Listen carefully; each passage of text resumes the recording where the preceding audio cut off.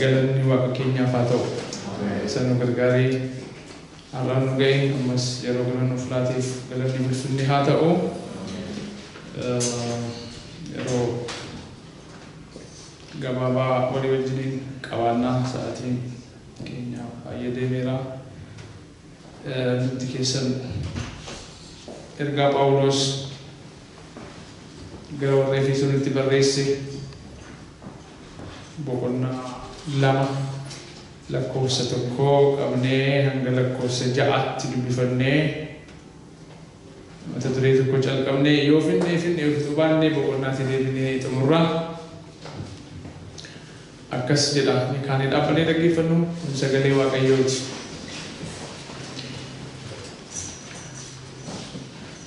Efesoon boqonnaa 2 lakkoofsa 1 calqabee akkas jedha. Isin kanaan dura ila daddarbaa keessanii fi cubbuu keessaniin karaa hafuuraa duutanii turtan. Yeroo sanatti isin toora biyya lafaa kana duukaa buutanii deddeebi'aa aboo qilleensa keessa jiru irratti isa gooftummaa qabuuf abboomamaa turtan. Hafuurichi hamaan amma namoota Waaqayyoof hin abboomamne gidduutti hojjechaa jira. Nuyis hundumti keenya hawa foon keenyaa duukaa buunee akka fedha namummaa keenyaa fi yaada keenyaatti warra akkasii gidduutti jiraanneerra. Kanarraan kan ka'e akkuma warra kaanii dhalootaan dheekkamsa Waaqayyoo jala gallee turre. Araarri Waaqayyoo garuu baay'ee waan ta'eef jaalala isaa isa guddaa sanaan nu jaallate. Nuyi daddarbaa keenyaan karaa hafuuraa du'oo taanee jirru inni warra Kiristoos wajjin jiraatan nu godhate. Isin ayyaana Waaqayyoon fayyifamtan. Karaa Kiristoos Yesuus isuma wajjin du'aa nu kaasee isuma wajjin bantii Waaqaa keessa iddoo nuuf kenne nu teessisee. Teenyee kadhanna Waaqayyoon.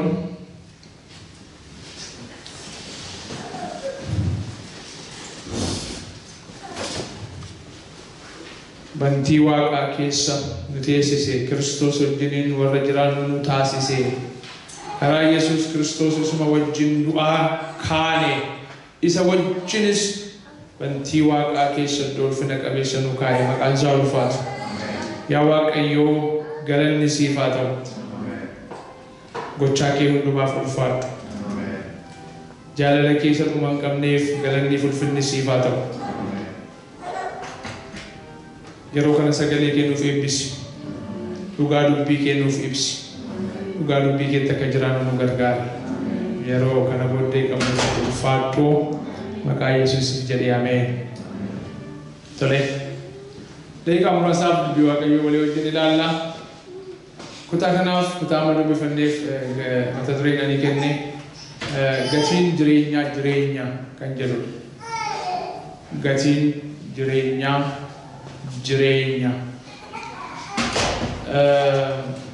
Warra Kiristoos wajjin jiraatan nu taasise.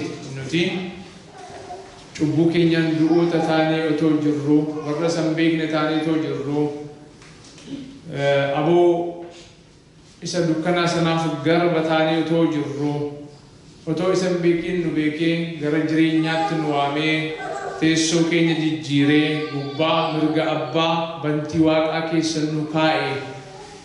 Kanaaf jireenya isaa nuuf kenne. Waaqayyoon ilma isaa nuuf kenne. Maqaa Waaqayyoo ulfaatu. Kanaaf kennaa Waaqayyoo waan lama. Tokkoffaa ilma isaa nuuf kenne. Lammaffaa immoo jireenya nuuf kenne. Ilma isaatti amannee akka fayyinu ilma isaa nuuf kenne. Jireenya ilma isaa immoo akka jiraannu jireenyicha dabalee ilma isaa wajjin nuuf kenne. Kanaaf Waaqayyo gatii jireenyaa maal nurraa barbaada? Jireenya nurraa barbaada jechuudha. Ergaan Phaawulos warra Efesooniif barreesse bakka lamatti qoodama. Boqonnaa 1 hanga boqonnaa 3tti waa'ee Waaqayyo unuuf warra fayyineef warra jireenya kan arganneef oolmaanni oole gochaanni godhe kan dubbatudha. Boqonnaan sun 3 gochaa Waaqayyoo oolmaa Waaqayyoo isa guddaa dubbata. boqonnaa afurii qabee hanga boqonnaa ja'aatti immoo kan inni haasa'u warri fayyan kun jireenya akkamiitu akka isaan irraa eegamu dubbata. Deebiin isaanii maal ta'uu akka qabu, deddeebiin isaanii maal ta'uu akka qabu, oolmaan isaanii maal ta'uu akka qabu, akkamittiin jiraachuu akka qaban, akkamittiin deddeebi'uu akka qaban, akkamittiin tajaajiluu akka qaban kan ibsudha boqonnaa afurii qabee hanga ja'aatti. Kaayyoon Waaqayyoo ilma isaa gaafa nuuf laatu karaa ilma isaa dukkana sana keessaa bilisa baanee fayyina argannee mirga abbaa taa'uuf aboon akka nuuf kennamuuf yookiin karaa ilma isaa iddoo jireenyaa sadarkaa jireenya keenyaatti jijjiiramee mirga abbaa kaawwamne maqaan Waaqayyoo ulfaatu. Ilma isaa faana inni jireenya nuuf kenne Waaqayyoo jireenya ilma isaa sana immoo akka jiraannu barbaada jechuudha. Gatiin jireenya waan ta'eef jireenya nuuf kenne ilmi isaa immoo jireenya isaa nuuf kenne. Maaliif jireenya isaa nuuf kenne? Jireenya keenya isaaf akka laannuuf. Inni fannoo irratti nuuf du'ee, fannoo irratti nuuf salphatee, nuuf wareegamee jireenya nuuf ta'e qajeelummaa isaa nutti uwwise. Inni wanti isa ajjeesisu waan tokko sababiin hin turre. Sababii cubbuu keenyaatti fannootti ol baafamee fannifame. Bakka keenya gaafa du'u bakka isaa immoo qajeelummaa nuuf kenne jechuudha. Kanaaf inni cubbuu keenyaaf du'ee jireenya isaa nuuf laatee jireenyi isaa immoo qajeelummaadha. Qajeelummaa isaa jiraannee akka deddeebinuuf jireenya wal jijjiirre jechuudha. Guyyaa amannee kaasnee haalota akkasiitu raawwatame jireenya keenya keessatti. Cubbamoota turre, cubbamoota ta'uun keenya gara lammaffaa dhalachuutiin gara ulfinaatti jijjiirame. Ijoollee Waaqayyoo ta'uuf gara abootti, gara mirga abbaatti nuti gara ulfinaatti jijjiiramne sababii isatti amanneen. Inni immoo sababii cubbuu keenya fudhatee fannootti ol ba'ee ajjeefame. Aarsaa ta'e cubbuu keenya irraan kan ka'e. Kanaaf jireenya wal jijjiirre jechuudha. Inni jireenya isaa nuuf laate, nuti immoo jireenya keenya isa cubbuu isaaf laanne, kan keenya baatee fannootti ol ba'ee, kan isaa immoo fudhannee akka jirannu barbaada. Waaqayyo nu haa gargaaru. Kanaaf sadarkaa jireenya keenyaatu jijjiirame, eenyummaa keenyatu jijjiirame, teessoo keenyatu jijjiirame. Kanaaf iddoo sana hin jirru har'a jechuudha. Iddoo kaleessaa, iddoo dheengaddaa, iddoo durii safara cubbuu, safara dukkanaa, safara afuraan du'oo ta'anii warra biyya lafaa duukaa, cubbuu biyya lafaa, jalina biyya lafaa, aboo dukkanaa sana jala jiraatanii Waaqayyoo miliqsee nu baasee gubbaa nu kaa'ee jechuudha. Maqaan Waaqayyoo ulfaatu. Maaliif achi nu kaa'e? Jireenya isaa akka jiraannuuf achi nu kaa'e. Kaleessa dheengadda akkuma dubbanne idda mirga abbaa nu kaa'eeti. Jireenya mirga abbaa madaalu jiraachuu nurraa eega Waaqayyo. Kanaaf mirga abbaa bantii Waaqaa keessa jireenya sana madaalu akka jiraannu. Jireenyi idda Waaqayyo idda ilma isaa faana jireenya nuuf kennee akkuma uffanni uffatamu, akkuma kopheen kaawwatamu jireenyi maal godhama? Hin jiraatama. Waaqayyo ilma isaa wajjin yeroo jireenya nuuf kennu, jireenya kana immoo naaf jiraadhaa jechuu isaati. Waan biraa miti. Jireenyi homaan godhamu hin jiraatama malee. Jireenya kana, qajeelummaa kana, jaalala koo kana, dhiifama koo kana, araara koo kana, isan isiniif godhe kana anaaf jiraachuudhaan isin immoo agarsiisaa jechuu isaati. Kanaaf jireenya nuuf laate. Jireenyi hin baay'ata. Jireenyi hin warkora. Jireenyi meeshaa dhiibbaa gaarii uumuudha.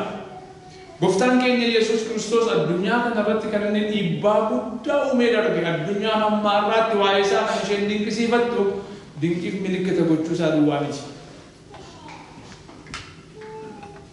Jireenyaan dhiibbaa irra kaa'ee darbe, dhiibbaa gaarii, fakkeenyummaa gaarii, mudaa malee jiraatee jechuudha. Mudaa malee akka barsiisetti jiraachuudhaan, waan jiraatee barsiisuudhaan afaan isaan qabsiisee hamma har'aatti addunyaan otoo jaalatiin fakkeenyummaadhaan kan amma isaa qabu hin jiru.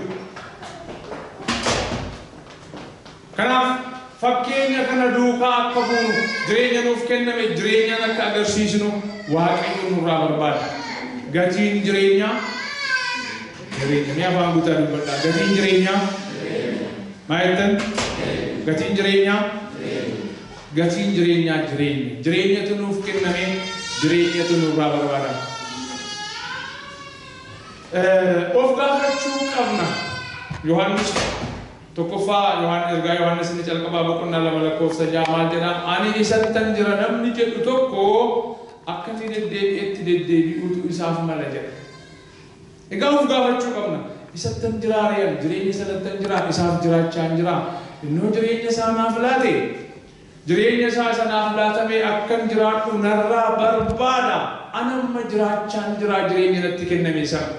Baay'isaan jira jireenya sanaan dhiibbaa gaarii uumaan jira, ifa ta'aan jira, soogidda ta'aan jira. Jennee of gaafachuu qabna jechuudha. Kanaaf namni isatti amane ani amantiidha, ani amantii qaba, ani kiristaana jechuudhaan yookiin maqaa sanaan faarfachuudhaan yookiin maqaa sanaan shaakala adda addaa raawwachuu miti kan isarraa eegamu calqabatti. Kiristaana ta'uusaa jireenyaan calaqqisiisuu qaba. Kiristaana ta'uusaa amanaa Kiristoos duukaa buutuu Kiristoos ta'uusaa hojiidhaan mul'isuu qaba. Sagalee Waaqayyoo jedhu isattan jira kan jedhu akka inni deddeebi'uutu isaaf mala. Jirtuun wajjin kun dubbii Waaqayyooti. Isattan jira kan jedhu akkamitti deddeebi'uu qaba? Akka inni deddeebi'uutu. Kanaaf namni dhuguma isatti amane kanaan beekama akka isaatti deddeebi'uudhaan, akka isaatti jiraachuudhaan, akka isaatti tajaajiluudhaan. Firoota koo namni jireenya isaa dhoowwatee Waaqayyoof wanta qaala'aa, wanta gatii jabeessa qabu, wanta guddaa yoo kenne hiikan qabu. Warqee jedhaa, meetii jedhaa, qabeenya biyya lafaa, beekumsa biyya lafaa kana kan barbaaddan walitti qabaa. Bakka jireenya keessanii yoo laattan Waaqayyoon fudhatu. Waaqayyo qabeenya sanaaf hin duune, Waaqayyo warqeef hin duune, Waaqayyo biyya lafaa yookiin immoo qabeenya biyya lafaaf hin duune, Waaqayyo lubbuu keef du'e, lubbuu kee barbaada. Maallaqa kee caalaa, warqee kee caalaa, kennaa kee caalaa, seera adda addaa raawwachuu kee caalaa jireenya kee barbaada. Kun dubbii Waaqayyooti. Kanaaf jireenya keenya wanta biraatiin akka jijjiirru hin barbaadu Waaqayyo inni nuuf du'e waan ta'eef. Bara kana namoonni Waaqayyoon gammachiisuudhaaf jireenya dhoowwatanii wantoota adda addaa gochuuf yaalii godhu. Jireenya dhokfatanii waan biraa kennuufii barbaadu. Jireenya dhokfatanii waan biraatiin isa gowwoomsuu, waan agarsiistuu adda addaatiin, shaakala adda addaatiin Waaqayyoon akka jaallatan, Waaqayyoon akka tajaajilan, akka waaqessan calaqqisiisuuf yaalii godhu. Ani immoo isinitti hima. Himni ani isinitti himu hima abdii isin kutachiisudha. Abdii kutadhaa. Waaqayyo waan biraatiin gammachiisuu hin dandeessan. Dhageessanii namoonni kanaan dadhabaa jiraatan yoo jiraatan dhiisaa. Waaqayyoon gammachiisuu barbaaddu yoo ta'e jireenya keessaniin ilaalchaan, adeemsaan, amalaan, jijjiirraa amalaan Kiristoosiin fakkaachuun yaada isaa abboommii isaa eeguun isa inni jedhee jireenyaan agarsiisuun soogidda ta'uun, ifa ta'uun, abboomamuun malee waan biraatiin isa gammachiisuun hin danda'amu. Waaqayyo suusiin qabu yookiin araada gara biraa tokkollee hin qabu. Waan isatti hir'atu hin qabu. Wanta inni isarraa hir'atee nurraa guuttachuu barbaadu tokkollee hin jiru. Yoo jiraanne iyyuu bu'aan isaa matuma keenyaaf. Bara kana garuu wantoota adda addaa waldaa keessatti wanti nuti goonu yoo sana goone malee Waaqayyo waan dallanu kan nutti fakkaatu, suusiin adda addaa kan isa qabate kan nutti fakkaatu, seerri adda addaa, gochaan adda addaa nuti shaakallu lakkaa'ame jennu, girrigirriin nuti kaasnu, owwaarri nuti kaasnu, waci nuti goonu lakkaa'ame jennu, Waaqayyo suusii waan sanaa isa qabateera nutti fakkaata. Yoo sana gochuu waan dallanu bakka asa durna barsiistan ammoo dhowwattan jedhee bakka huruu guuree waan ta'u nutti fakkaata lakkisaan goomina. Waaqayyo jireenya kee barbaada. Oolmaa kee isa gaddisiisa, isa gochaa kee, ilaalcha kee, deddeebii kee, sababiin isaa tokkicha ilma isaa kan inni dabarsee du'atti kenne jireenya keef malee seeraaf miti, warqee keef, meetii keef miti. Gatiin jireenyaa dubbadhaa qaba. Gatiin jireenyaa jireenya waan ta'eef Waaqayyo duukaa walii galuu akka dandeenyu Waaqayyo nu haa gargaaru. Gooftaatti amanuu jechuun jireenya wal jijjiiruu jechuudha. Jireenya wal jijjiiruu jechuudha. Phexros isa jalqabaa boqonnaa 2:24 akkas jedha. Nuyi cubbuu jalaa duunee qajeelinaaf akka jiraannuuf inni ofii isaatii cubbuu keenya dhagna isaatiin baatee fannootti ol ba'e jedha. Cubbuuf duunee maaliif akka jiraannuuf? Qajeelinaaf akka jiraannuuf. cubbuu keenya baatee fannootti ol ba'e jireenya wal jijjiirame jechuudha. Qajeelummaa nuuf kenne cubbuu keenya fudhate. Inni cubbuu keenyaaf du'e qajeelina isaa immoo akka jiraannu barbaada. Jireenya wal jijjiiruudha gooftaatti amanu jechuudha. Kanaaf Waaqayyo waan jireenyaa gadii nama harkaa fudhachuun barbaadu daraa keessan. Wanta jireenya keetiin gadii wanti tokkoyyuu isaan gammachiisu. Otoo daalaara miliyoona meeqa biiliyoona meeqa laattanii fi amma jireenya kee Waaqayyoon hin gammachiisu. Warqee meetiin guutuun biyya lafaa sirayyuu kan eenyuuti? Kansaa isaaf deebisnee laachuudhaan isa gowwoomsuu hin dandeenye. Inni si barbaada. Situ jireenya bara baraa dhaala malee daalaara biiliyoona yookiin tiriiliyoona miti jireenya bara baraa kan dhaalu. Kanaaf hangafummaatti jireenya koo barbaada, jireenya keessan barbaada Waaqayyo. Sababiin isaa gatii jireenyaatu jireenya waan ta'eef. Gatii jireenyaa jireenya. Kanaaf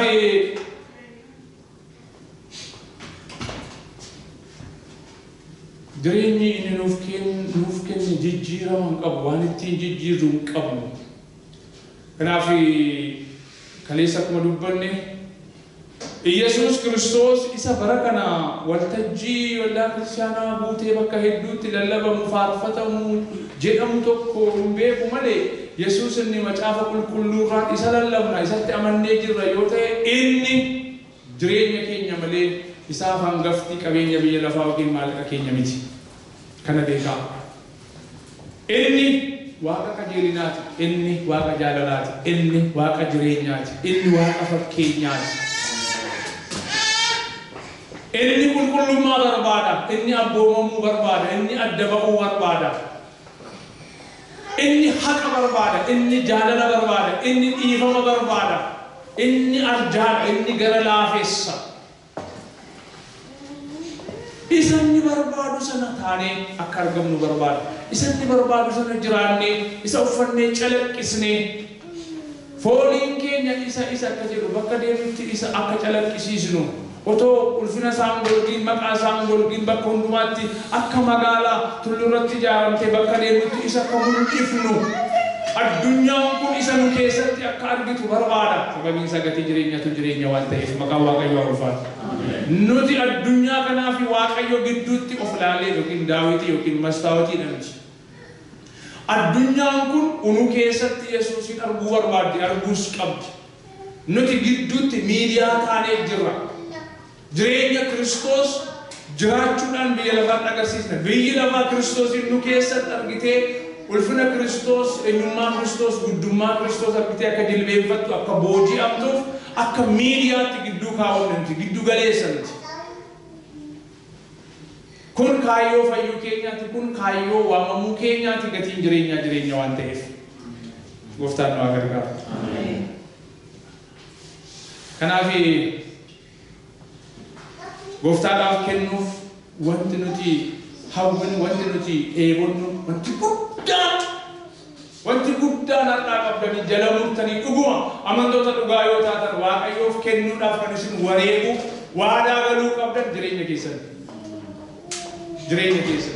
Namni jireenya isaa laatee guddata, namni jireenya isaa laatee nagaa qaba, aragalfii qaba, gara yaada Waaqayyootti guddata, firii qabeessa ta'a, hin milkaa'a, nagaa qaba, boqonnaa qaba, hin eebbifama, eebba lafaarraas eebba bara baraanis namni jireenya isaa kenna. Namni jireenya isaa dhowwatee waan biraa laatee garuu rakkina keessa jiraata, waliin galu Waaqayyo wajjiniin gatiin jireenyaa jireenya waan ta'eef. Maqaan Waaqayyoo kan eebbifame haa ta'u. Sumarratti qabne gaarii ta'a. Dhiigaan keenya baay'ee deemeera. Odaa ollee itti fufnaa gatiin jireenyaa jireenya.